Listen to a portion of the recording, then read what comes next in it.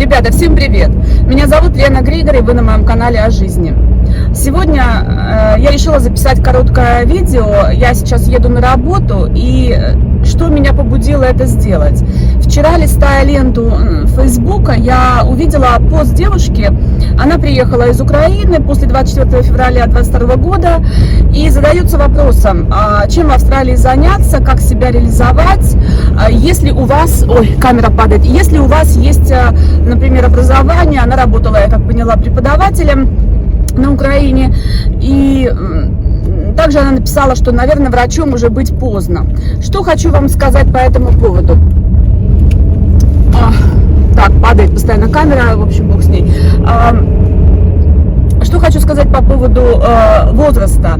В Австралии, если вы заметили, то вы можете найти на любой должности человека любого возраста и пола, если он выполняет свои обязанности должным образом и сдал все необходимые тесты и экзамены. Ну, например, вот я сейчас, моя работа связана с тем, что я работаю администратором по контрактам в строительной компании. Строительная компания среднего уровня, не маленькая, не огромная, средняя. Так вот, для того, чтобы получить эту работу, мне нужно было закончить соответствующие курсы и сдать физические тесты, то есть на свою мобильность, на свою силу, так как работа администратора по контрактам связана не только с тем, что я сижу в офисе, но иногда выезжаю на строительные объекты, и приходится подниматься и на крыше в том числе, где, в общем, требуются какие-то физические усилия. Она упомянула, что хотела бы быть врачом, но поздно. Возраст у девушки где-то лет 40. Если ее английский находится на том уровне, где она может сдать IELTS, я не знаю, какие там баллы, скорее всего 7,5 по каждому критерию, может быть 8. Если у нее английский на этом уровне, то нет никаких преград, чтобы она пошла учиться и стала там врачом через 5-8, неважно, лет. Потому как в Австралии, нету такого, что вот у вас пенсионный возраст пришел, вы обязаны уйти на пенсию, и больше вы не будете ничем заниматься. Здесь можно в каких-то элитных магазинах встретить продавца, которому 80 лет.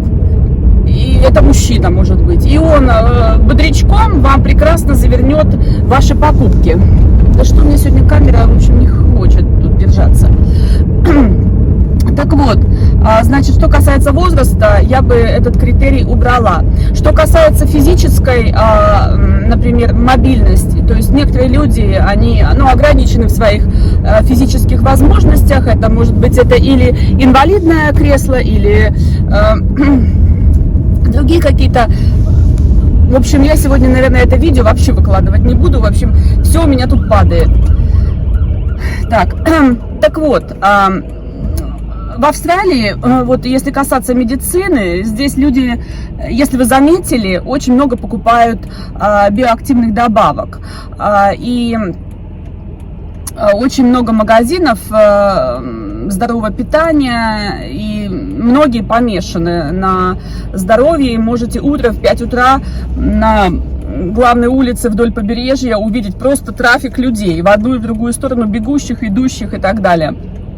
Вот, и, соответственно, профессия диетолога здесь очень востребована.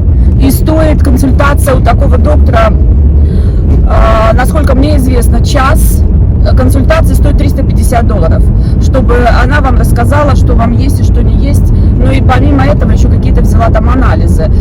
Вы знаете, для этой профессии я не вижу никаких преград, если вам нравится. То есть это почти что доктор, да? Не то, что почти что, это доктор, так как она читает анализы и дает какие-то рекомендации. Для этой профессии абсолютно не нужно те возможности и требования, которые, скажем, предъявляются к хирургу, например. Вот. Что дальше? По поводу профессий, которые связаны, скажем, если вы маникюрша, если вы парикмахер. Да, это все очень просто быстро реализоваться, но подумайте о том, что вы будете этим заниматься и в ваши 60-70 лет. То есть, если вы готовы пилить ногти, когда вам 60 лет или 70, ну и вам это нравится, то пожалуйста. Если вы хотите чего-то другого, то, наверное, стоит подумать. Так, мне надо припарковаться. И где это сделать? Ой, какая я счастливая. У меня тут освободилось место. У нас с парковкой здесь проблема. В общем, я уже приехала. Я не знаю, выложу я это видео или нет, где я постоянно поправляю камеру. Так, что касается мужчин, у которых нету специальности, то есть они не пилят ногти, и они не парикмахеры. Самые востребованные специальности в Австралии – это то, что вы можете делать руками. То есть это плотники, это сантехники, это электрики, но на это надо учиться. Так как одно из требований получения лицензии на эти специальности – это образование. Вот, так же, как и, например, строительные специальности. Вам никто не разрешит забить гвоздь в дом, если у вас нет образования и лицензии на эту деятельность. И также до сантехнических работ вас никто не допустит. Вот. Я знаю, что, например, электрические работы вы не имеете права даже в доме в своем розетку поменять, вы обязаны вызвать электрика. Потому что если вы отремонтируете сами, и за этим последует какое-то замыкание, пожар, и когда это все выяснится, то страховая компания откажет вам в выплате, так как вы нарушили закон. Вот, так что нужно учиться. И, скажем так, то, что вы хотите получить доход, который будет выше среднего, с зарплатой, ну, 100 тысяч плюс в год, то на это надо учиться. То есть надо идти и учиться. Вот. И учиться никогда не поздно.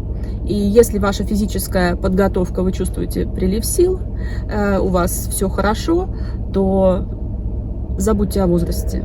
Вот, забудьте о возрасте. Ну вот такое у меня получилось видео, не знаю, я его выложу или нет, потому что у меня камера постоянно сегодня падала. Вот, в общем, побежала я на работу. Вот. Ну, а вечером у меня, кстати, тренировки по полденсу. Это я о возрасте. Всем пока.